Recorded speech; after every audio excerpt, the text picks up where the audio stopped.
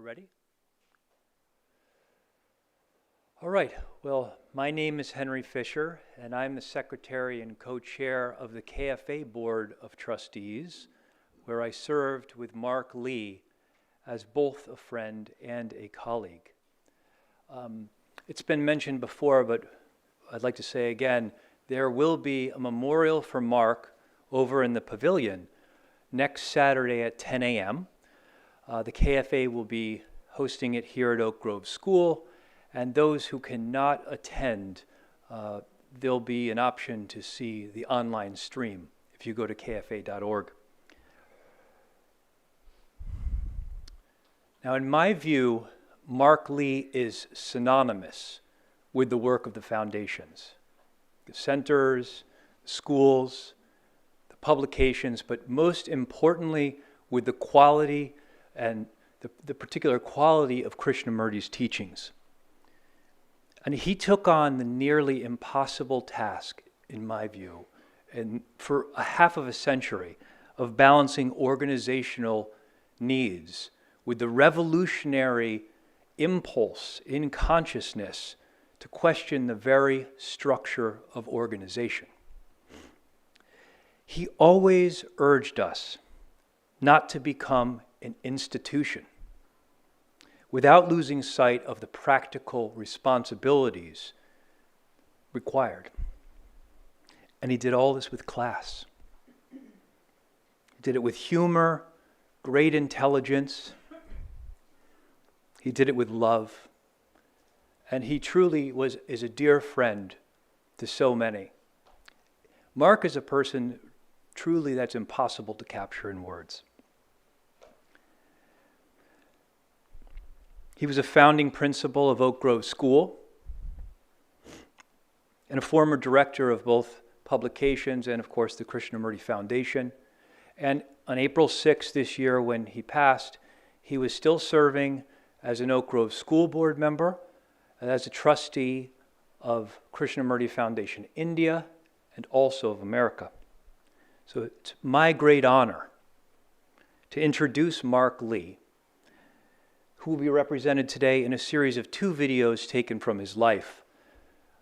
One really is with Michael Mendiza, an interview with Michael Mendiza, and the second video will be his last talk here at the Student Center for a May gathering, where he specifically talks about how he saw organization, the whole organization. And I would say Mark was a person who really saw the work of Krishnamurti and the work of the foundations as one foundation internationally for all of humanity. And Mark reminded us, and something that really impressed upon me, was at all of his talks, many of them, he stated that we really were among friends. And when he said we're among friends, you could feel that he really, really meant that in the deepest sense. So it's in this spirit today that we present these videos.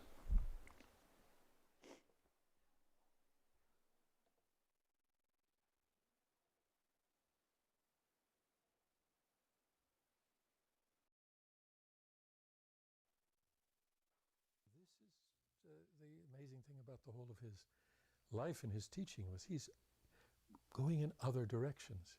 He's saying, see all of this, see what humanity has done, see what the mind does, and stop, hold on. Don't go that way. Look at it differently. Go see why it hasn't worked. Why has thousands of years of religion not worked? And all of the esoteric things, and all, they may all have some validity somewhere, but for you, the serious person who's trying to find something different, go in a different direction. This is the amazing thing. I know that the story that I tell in my book of a conference here in Ojai where David Bohm and some scientists got together in Arivahara and had 2 or 3 days of discussions about the brain and the mind. And they looked at it from every possible angle. And Krishnamurti kept injecting himself, questioning the assumptions they had made.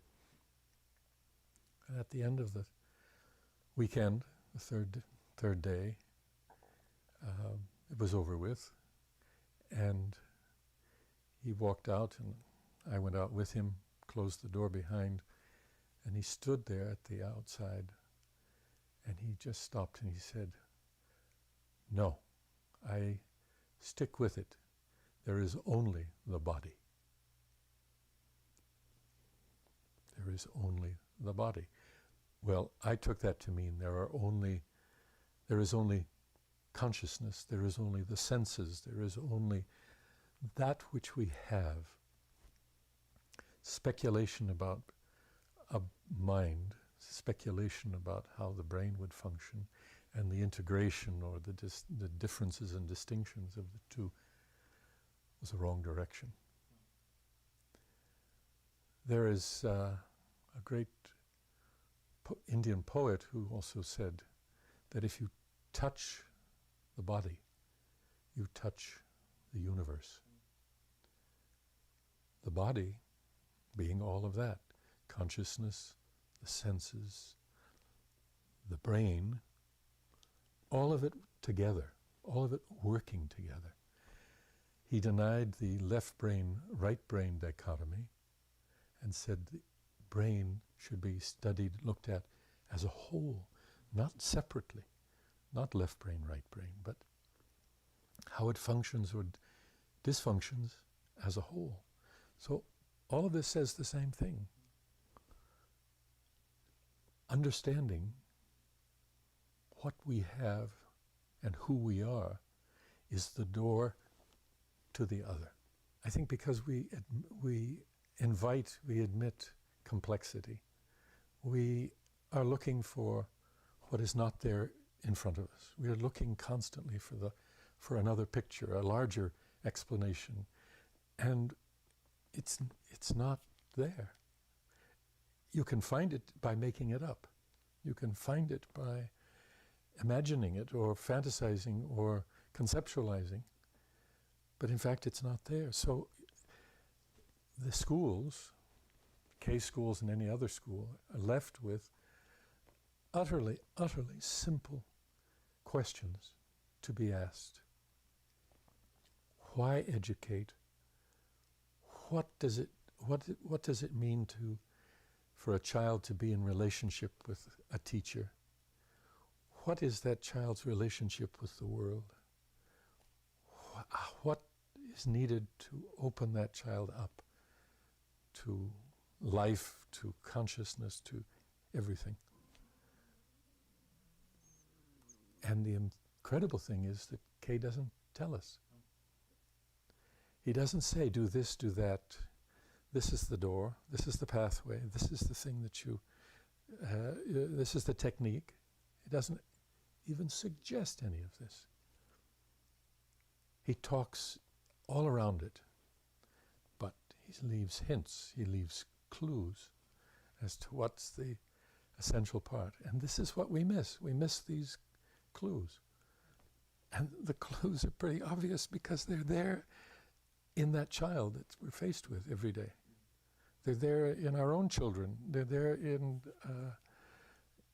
all the literature. It's all there. Wake up and look at it. It is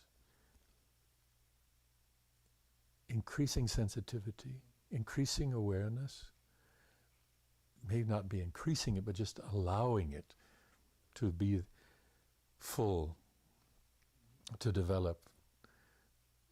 Look at everything that prevents a child from being awake. Look at the child's conditioning, that you as the teacher impose, that you as the parent impose, that what the culture impose, what all the media impose, all of that, see all of that. Be awake to it, see it for what it is, and see it from the mind of the child. The rest of education is a breeze. From that, the rest of it is really not as important. So what are the clues that Krishna Ji does not give? I really love that in this piece. He dropped hints, but he wouldn't be concrete about it and give you a formula to follow. Mark, would you open that up a little bit? Why do you think that he didn't just give, just make it explicit? Well, it was so typical. I think Kay saw that people picked up on statements that he made and turned them into some kind of a K dogma or a K process or a K approach without knowing what they were doing. Because they used him as the authority on everything, psychological and spiritual. So he saw that that was what happened around him. So his whole movement, his whole effort was to make his audience sensitive, yeah, to make them wake up. So when I say hints, when I say hints and clues, I mean he dropped these obviously throughout his teachings and his conversations in an effort to get you, the listener, to figure it out, to find out, to do the work, to probe yourself. Because if you just adopted it from K, you just picked it up from K and repeated it, it would just be some secondhand formula that you had divined and would then apply or try to apply or try to develop. So he was doing with the listener what he wanted us to do as teachers, or us to do with him, was to wake up. And when we say wake up, we mean in a complete sense. Wake up psychologically, wake up physically, wake up the senses, wake up the mind. Because, as he said so often, we're sleeping. We're not attentive. We're not listening. We're not paying attention. We're not careful. So it's really reduced to such elemental qualities, utterly elemental. I think that if you look at a talk, one talk is a microcosm of it's the micro of the macro. You don't have to be an analyst or a scholar to see that. You can just listen. And as you're listening, you're watching your reactions. As you're reading, you're watching your reactions. And the reactions often tell you some of those missing guide points, some of those bullets that you are expecting as a listener. Even as a serious person, the mind fills in gaps or tries to fill in and starts to look in different directions as a talk unfolds. The same thing can be said of a meditation. As you're meditating, you see how the mind is looking for something, is asking and answering its own questions. You do that as a talk unfolds, all right? What does it show you? It shows you the utter lack of listening. And he points that out. You're not listening. You don't hear. And you could say that as you're reading something. You're not listening, but you're not paying attention. So being conscious of the fact that you're not listening, wanting a question answered, not staying with something for long.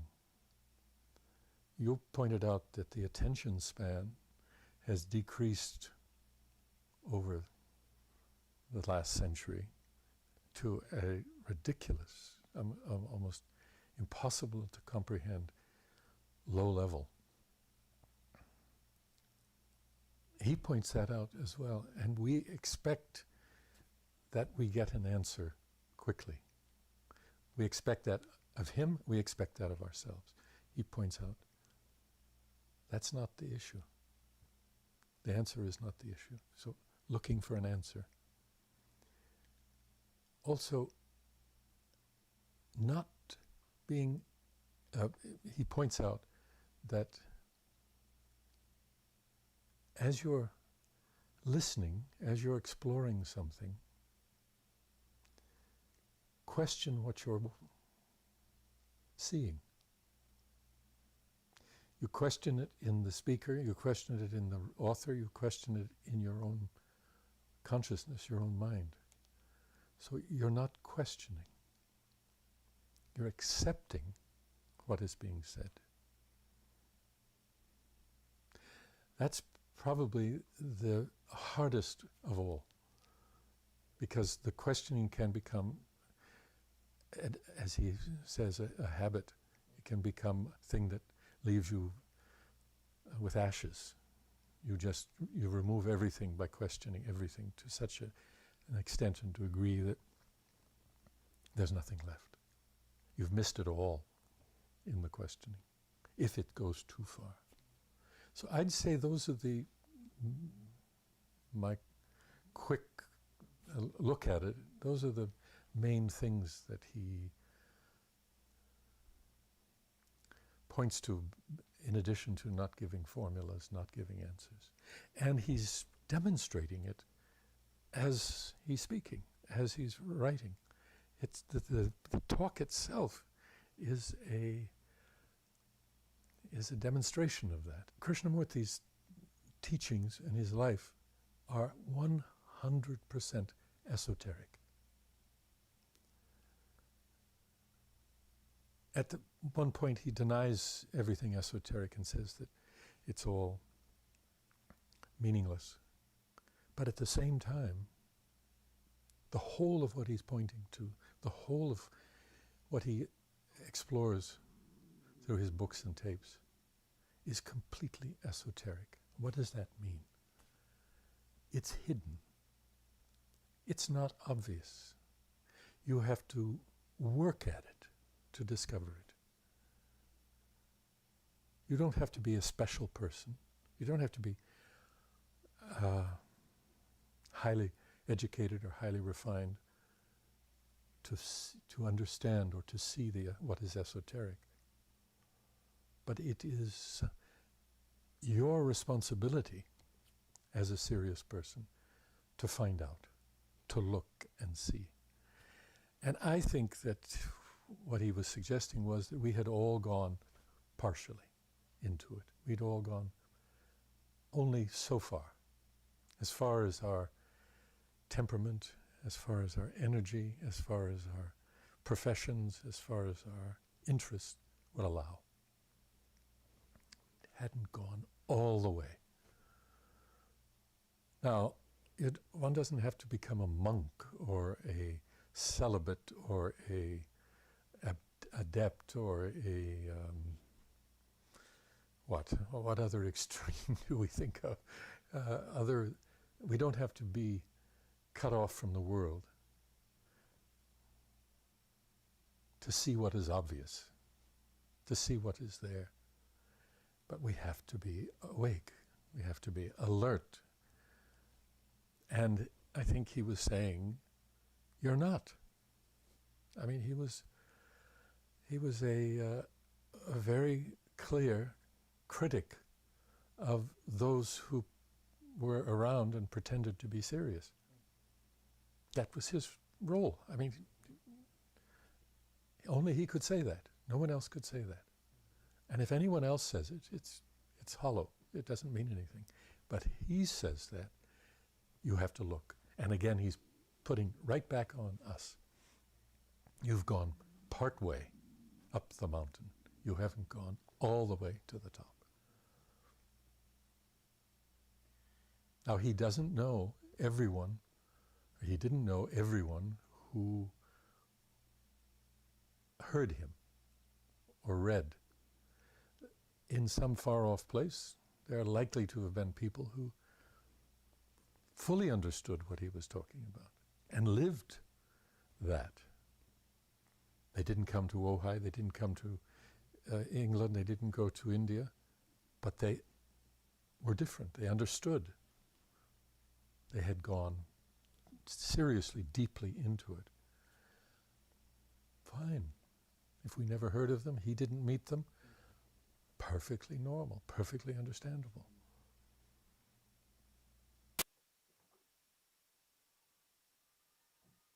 I think this question that Mark just answered was prompted in part by the prompt that, well, nobody's been transformed, nobody's gotten it. You know, he spent his whole life doing all of this, and he even said, you know, nobody's got it.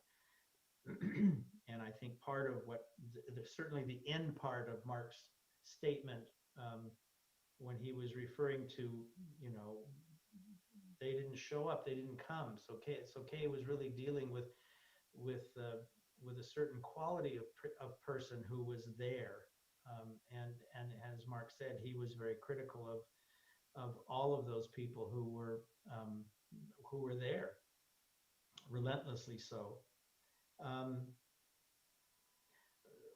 Let's go back to the beginning, Mark, when you said that it's hidden, right? You said 100% esoteric. Help us with what you mean by that. Let's go there. I'm using the word as it was originally intended. There is the esoteric and the exoteric. The esoteric is very simply that which is hidden in life, that which is not manifest, that which has no form, has no form, has no order, apparently. Now, there have been, over the centuries, remarkable and amazing esoteric schools, esoteric inquiries, people with clairvoyance, with clairaudience, people with great abilities, siddhis, who've devoted their lives to exploring the hidden dimensions. Theosophy is replete with this in its literature and in the individuals who are part of the Theosophical Society, the exploration of what is hidden and not obvious. Kay had a lot of experience with this movement that started in his lifetime with what Blavatsky and Besant and Leadbeater, all the others had explored and developed. But when I say that Kay's teachings, and I use it in the whole sense, all of it is hidden. I mean that he is looking, he's talking about, he's referencing the state of the human life, consciousness and beyond, that is not apparent. And he's doing it by talking about all of the manifestations, all of the great complex conflicts that humanity lives with. So he's talking about the exoteric, the manifestations, in an effort to push us inward, deeper, to look at the causes, the deep underlying roots. When he said, look at fear, but find the root of fear. So, and then you know how he would go into that topic. All of the psychological issues have deep hidden roots. And his explication, his going into these states of being, make up a large portion of the teachings. So I'm not trying to put Kay's teachings into a special category or define them in any way by saying that. I'm just saying that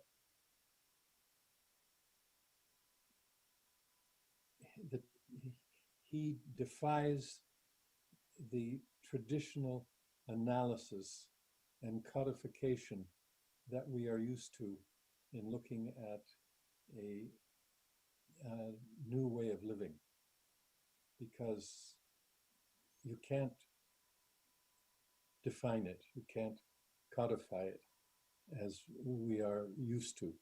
I remember one day, or this actually happened several times, where we were sitting in a small group in Aryavahara in the very early days, and talking about the meditative mind and silence, and what did it mean to be quiet. And he said, after a long pause, he said, be careful, be aware. There's a difference between the silent mind and the dull mind. What is the difference?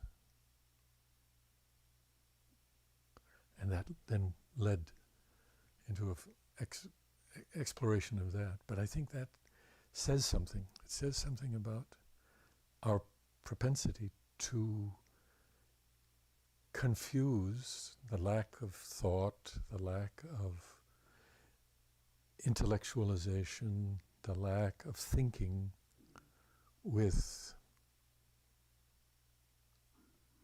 a truly quiet mind. It's not that. It could be simply, very simply, that you're utterly dull. You're not awake. You're not alert. And he said at other points that the meditative mind is wide awake. It's electric with energy. It's perceptive. There may not be movement, but there is awareness. And awareness is quite the opposite of dullness.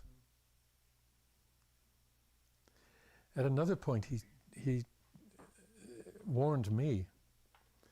He said, be careful of the intellectuals.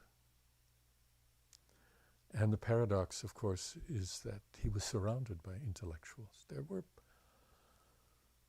multitude of intellectuals. He was a magnet for intellectuals. He said his best audience in India was Chennai because there was this Brahmanical brain that was so full of knowledge, so rich with information, spiritual, secular. These were people that he could talk with easily. At the same time, he warned against it. So it is it is our inclination, it is our propensity to think things through. Ask a question, you don't sit with it, you answer it. Your mind intellectualizes what you see, what you hear.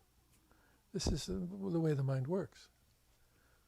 But here's someone who comes along and says, watch it, see it, doubt it, question it.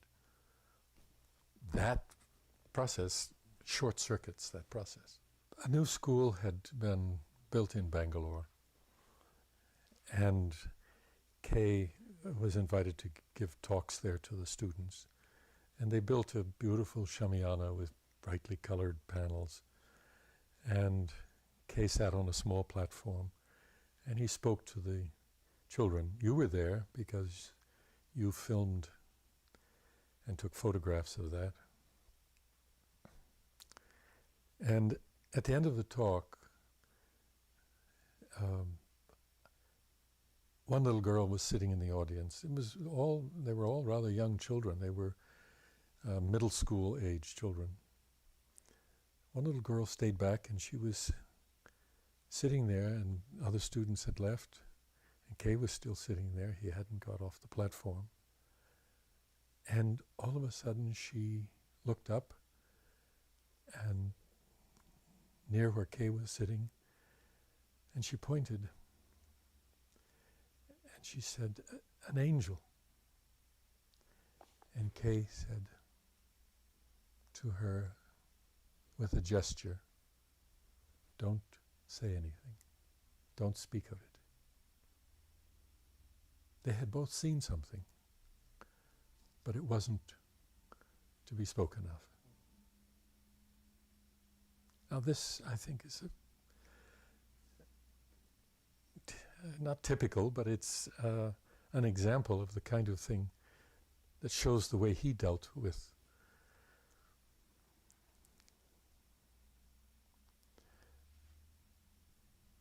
You either see it Or you don't. or you don't. And if you see it, you don't need to do anything with it. It is just there.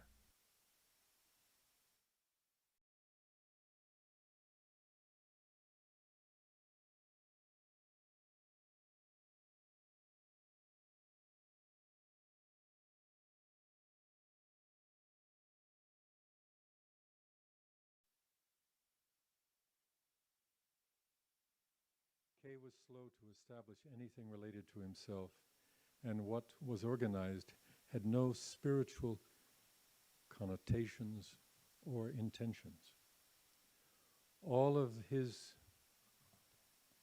caution was clearly to prevent any kind of psychological or spiritual authority or hierarchy from being set up around him. In 1933, this was the year that his great patron, his great friend, Annie Besant, passed away. A small organization, Star Publishing Trust, that later morphed into Krishnamurti Writings, Inc., was established to preserve, protect, and disseminate his work and his teachings.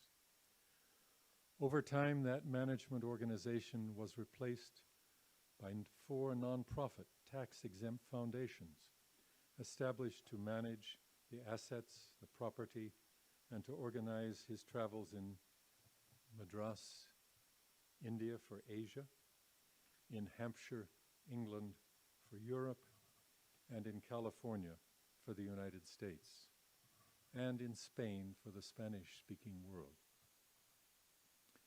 That initial organization and the subsequent foundations bearing his name were essentially groups of volunteers, supported by staff, dedicated to manage the business of the dissemination, preservation, and fundraising to carry out the work of the newly free and independent world teacher. The 4 foundations were made up of trustees invited to hold in trust the assets and the work of Kay, and to do the legal, financial, management, and for intelligent oversight of fulfilling Kay's mandate to preserve, protect, and disseminate the teachings. Out of the experiences of his own life, Kay had a special relationship with those trustees. Firstly, help them live the teachings, thus preventing any of the moral corruption he saw in most groups organized around a guru or an idealized belief system.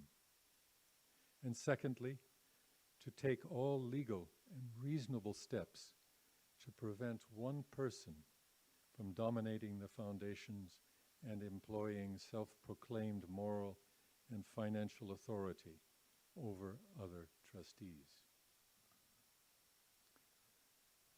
Clearly, it was trust, affection, and non-authoritarian attitude, love for the teachings, and informed intelligence that would distinguish these foundations from others, preventing moral corruption and fraud.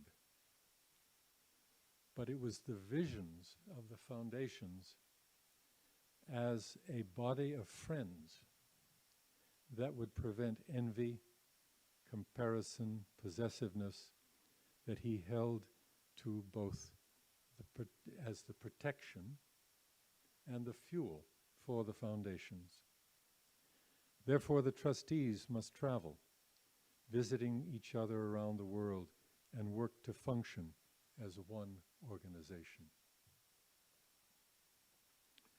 Holding that trustees had no moral authority, nor could ever speak as representatives of him or the teachings, placed their voluntary positions up to a higher standard of integrity and truthfulness. So concerned was he about his legacy and future organizationally that just weeks before he died, the Indian Foundation inserted in their rules and regulations the following: under no circumstances will the foundation or any of the institutions under its auspices or any of its members set themselves up as authorities on Krishnamurti's teachings. That's a very significant position that the trustees hold. They have no authority whatsoever on the teachings. Kay wanted those around him to embrace strongly very simple qualities of friendship, abiding goodness, lack of envy, cooperation, and affection. A high standard. Kay accepted people as they came to him, as they presented themselves even with good masks and noble intentions. But he always held out for the possibility of deep change in even the most entrenched character. The problems of running an organization of people with a focused intention on practical and business-like lines were no less than those in spiritual and hierarchical organizations. How those problems of character were dealt with has become a matter of self-understanding vis-a-vis the teachings. When selecting trustees for these new organizations, from 1933 until the very end, till 1986, Kay chose men and women with whom he had an affectionate relationship through the teachings. While many of the rancorous controversies might be dismissed as trivial, still the question arises as to why were those close to him still susceptible to bickering, holding fixed positions, and behaving territorially. If those so accused answered for themselves, then perhaps a curative insight would bring change, because sadly, simple proximity to intelligence is not enough. The work of the foundations was the same work for each trustee, to flower in goodness. I feel that both the Krishnamurti Foundation of America and the Oak Grove School function as one. They're not separate organizations. They are one organization. And they are dedicated to that one principle, that one approach, which was so central to Krishnamurti's teachings. That is the development of a learning mind, the development of sensitive, caring, affectionate individuals, both at the adult level and for younger ones. So the future of the foundation, the future of the school is the same. The furtherance of this learning mind as embodied in Krishnamurti's teachings. So the future of the organization and of the school and the foundation is education. Education of adults, education of children, non-institutionally. As Krishnamurti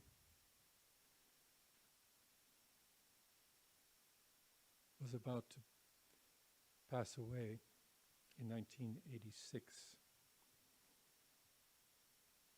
I was at the East End, and I went to his bedside, and I held his hand. He said three things to me. This was on the 15th of February. He said, "Sir," he said, "keep the teachings pure."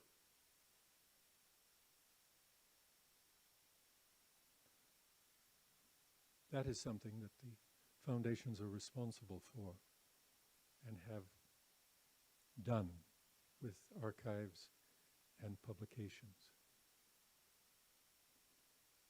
Then he said, "Care for the land." I took that to mean care for the land of the foundations, but care for the earth in the largest sense. The last thing he said was, he let go of my hand, and he said, "Don't institutionalize this." And he pointed to himself.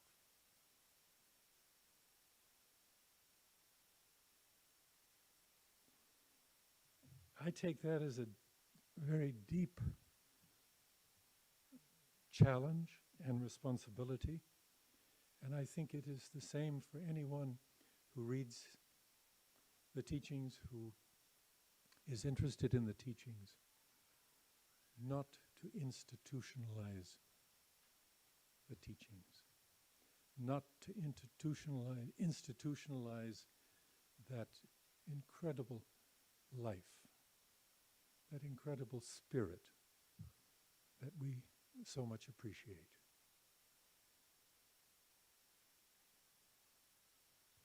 Thank you.